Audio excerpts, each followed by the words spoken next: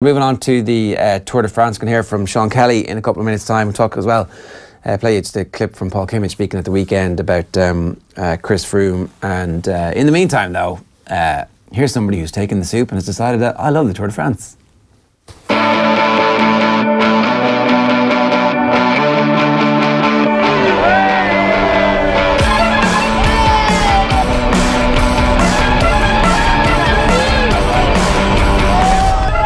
Crowds gather for the Grand Départ of the Tour de France. This year the race's start is overshadowed by the very participation of the four-time champ Chris Froome. He's inside here, the Team Sky bus, perhaps the most famous team bus in world sport, behind their very own version of the Magic Curtain.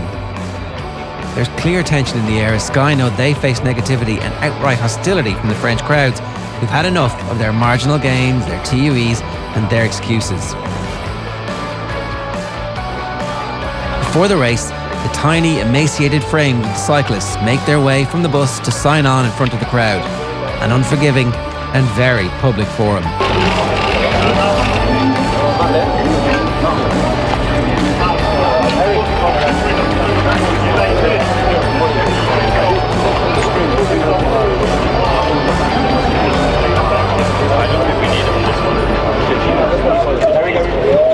How did you feel? How did you feel waking up today? Great, thanks. You'd expect a four-time champ to be adored, not Chris Froome. Wave the booze. Bonne chance dans cette première étape en direction de Froome. Allez, Rudy Mollard qui nous retrouve ici. Ramon Singelda, mesdames et messieurs, celui qui visera un 5e succès sur le Tour de France. Christopher Froome qui le retrouve à l'émargement pour la formation Sky. Quadruple vainqueur. Tim, you're quite famous now as cycling's most influential landlord. Can you tell us a bit about how this came about? You've got a house in Belgium that has had literally some of the most famous and successful cyclists in the world pass through.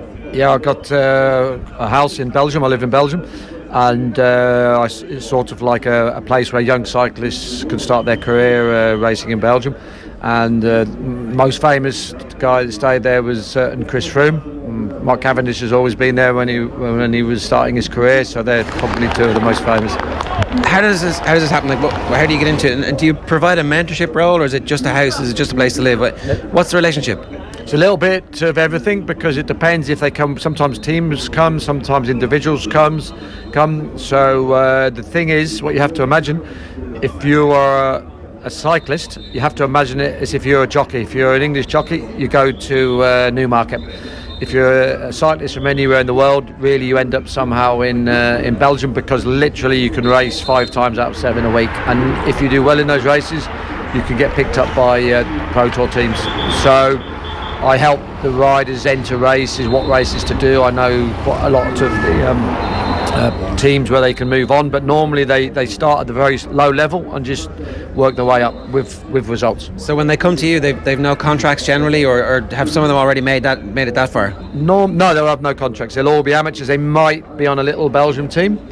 And then if they win some of the smaller races, they get on a bigger Belgium team, amateur team, and then if they win races at that level, then that's when it starts getting serious and they can move on to Pro Continental or Pro Tour teams. So when Chris Froome arrives off the plane, he's coming from the South African circuit. What are your first impressions? Chris Froome was somebody completely different from anybody else because he grew up in Kenya, and I don't think he'd hardly really spent much time on mainland Europe doing any races. So for him, I remember his bike handling wasn't so fantastic at the time, but what he did have was an enormous engine. So it was just a question of learning tactics and how to race, but obviously he had the engine to be able to do what he does these days. Are you surprised that he's gone to the level that he's gone to? You're always surprised, because if you know whatever sport or whatever you do in life, when you know somebody when they're 18, 19, 20, you can never quite believe they're going to reach the heights that some people do. So yeah, I'm surprised. Yeah. What kind of a reception do you think he's going to get from the French public, given everything that's happened?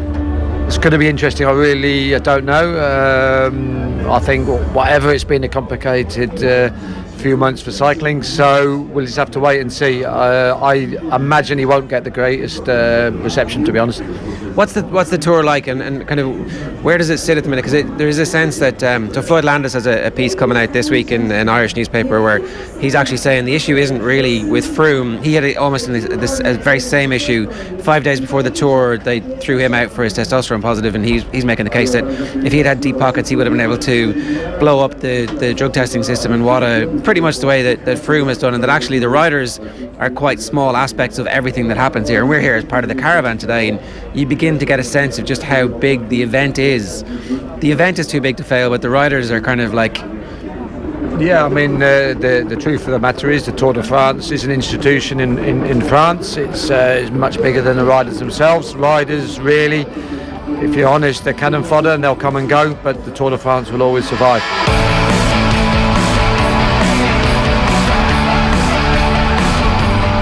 And this is why the people come out in their hundreds of thousands. These few seconds of blur and whiz and noise, and then it's over. The peloton rolls on. Froome crashes, but only loses a minute. Crash! And the brilliant young Colombian, Fernando Gaviria, hits 59 kilometers an hour to win the stage. Le Grand Départ is over. The race is on.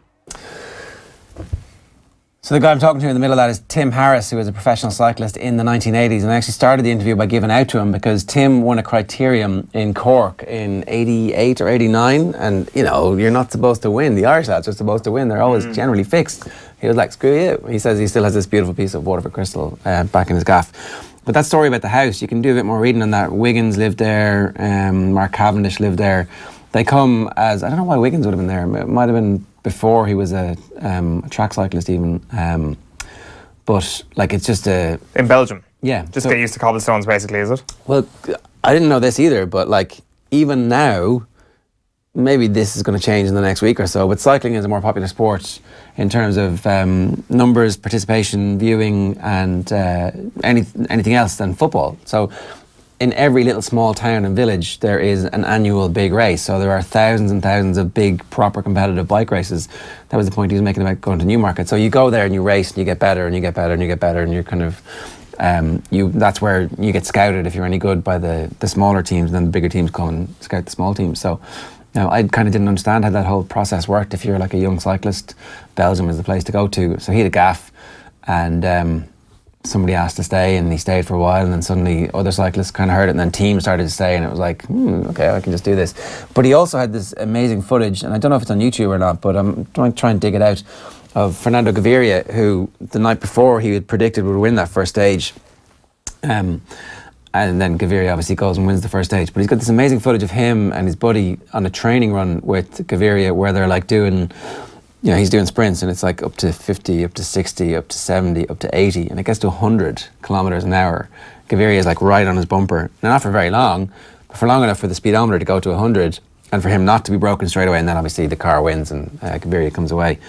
They're always the people I feel most sorry for in the Tour de France, is the sprinters. It's just like, especially when it gets to the Pyrenees or to the Alps, it's like, here, go do your intermediate sprint there in the opening 40 kilometres. Oh, by the way, you've got to climb up Alpe d'Huez after kind of gassing yourself out over the course of the flat.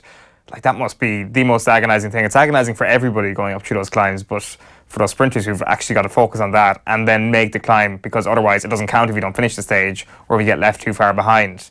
So the likes of Gaviria and that, like, it's insanity. It's insanity sometimes. It totally is. The sport. And again, the other thing is that I didn't know like, I've seen the Tour as a kid on, I saw it in Ireland, obviously, would have been like a cub reporter covering that.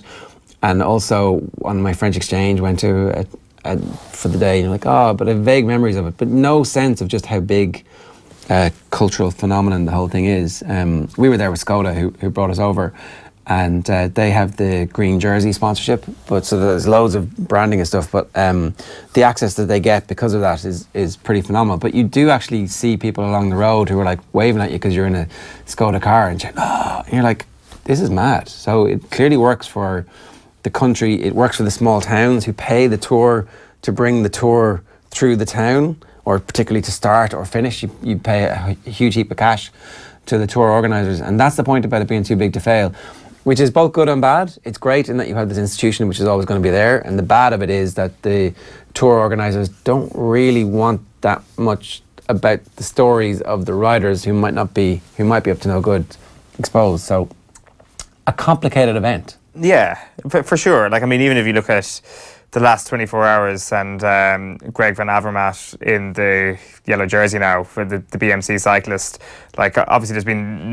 he was cleared of all wrongdoing previously in terms of doping allegations, but nobody's talking about that at all. Like, I mean, his association with Dr. Ozone, the actual name of him escapes me, like, was obviously a serious case for the Belgian Cycling Federation to deal with at the time. As I say, he was cleared entirely, so there's no suggestion of any wrongdoing, but ultimately it might be something worth pointing out after he's got his hands on the yellow jersey on day 3 of the Tour de France, and it might be something we're talking about, whereas it's not. And I guess when you're kind of referring to the event being too big to fail, it's quite easy for the Froome story to have just had kind of innuendo after innuendo after innuendo, and then finally a couple of concrete stories, not quite smoking guns, but concrete stories, and suddenly the story is too big to fail. The story is, and that blows up. The French public become aware of it, and then you start to realise that the French public are a public who actually care about the integrity of the race. That ultimately it is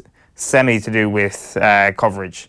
A bit. They care about it a bit. It'll be interesting to see how it all evolves. But look, I'm tuned back in. I'm definitely going to watch it this year and keep an eye on what's going on. It's an addictive TV event. It is an addictive TV event. It's so beautiful. It's such a beautiful looking thing, and it sounds like the sound of the peloton as they roll past you is this kind of thing that you never experience. Like, that's class. The other thing, we were in Nantes. We were staying in Nantes and had most of Sunday, so went on a bike tour around Nantes, but got motorised bikes. Oh, nice. Yeah, they're amazing. Motors and bikes are class. I mean, Jesus, they're absolutely brilliant. It's like, what hill? It's like you just pedal to make the motor go. But you do need a certain level of cadence for it to kick in, as we've learned. You don't. It turns out with these ones, you just hit sport mode and it goes even better. It's like, class. Yeah. So, I mean, you could enter the Tour de France. I could. I would definitely be like, yeah, I could go up Mont Ventoux. That would be no problem. Look at me. Thanks very much. And an OTB AM exclusive. Where did cyclist Ger Gilroy come from? He was nobody 2 years ago. He was just a man in the peloton. He's still not even in shape.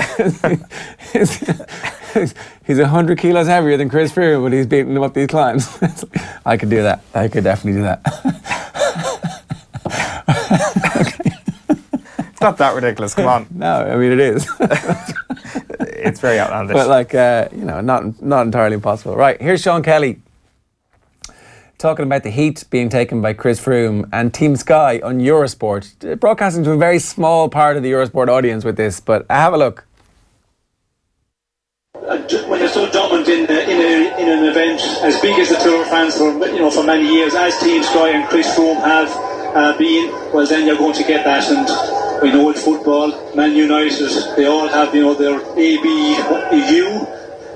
So it's the same back in Ireland with the Gaelic games. Actually, hurling, we have some of the counties who are very, very strong, and when they win 4 or 5 of them, well, then you always get the people who are trying to knock them, and it's no different, I think, it's in all sports.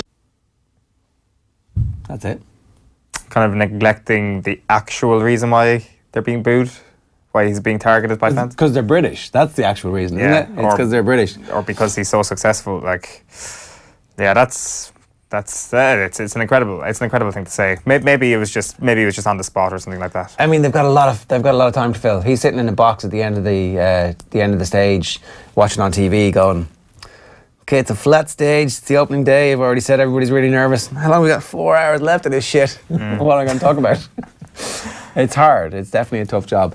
But obviously it's also a fairly ridiculous thing to say. Let's move on, because here's Paul Kimmage speaking at the Irish Open on the newspaper review with Joe on Sunday about the main story, the real story.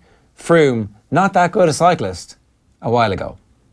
Sky, Starface's biggest battle, Britain hopes to make history. So he's talking about this salbutamol thing, which, look, I know getting this specific into just salbutamol is not really the issue. But no, it's not. That is not the issue, Joe. I know that. No, let's not go there. Let's not go there. No, let's not go there, because this is the issue. This is the issue. Let me tell you what the issue is. The issue is that a rider with no pedigree, with a limited pedigree in 2011 is on the verge of becoming the greatest bike rider of all time. Okay? Yeah. Now, I'm sorry, that's a miracle. And I ain't buying it, and the people on the Tour de France ain't buying it. And Chris Froome has given us no reason whatsoever the last 5 years to buy it. That's the issue.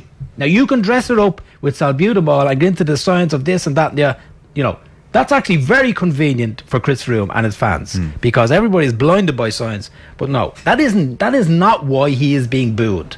That is not why he is being booed in France. He is being booed in France for the last 5 years and how he's conducted himself. There you go. That's Paul Kimmage cutting to the heart of the matter there. Notwithstanding that, we'll still tell you who's winning the race every day and tell you how much we're enjoying watching it. So there is the conundrum we find ourselves in. We could do 2 different slots. It's like... here's the doping slot, and here's the...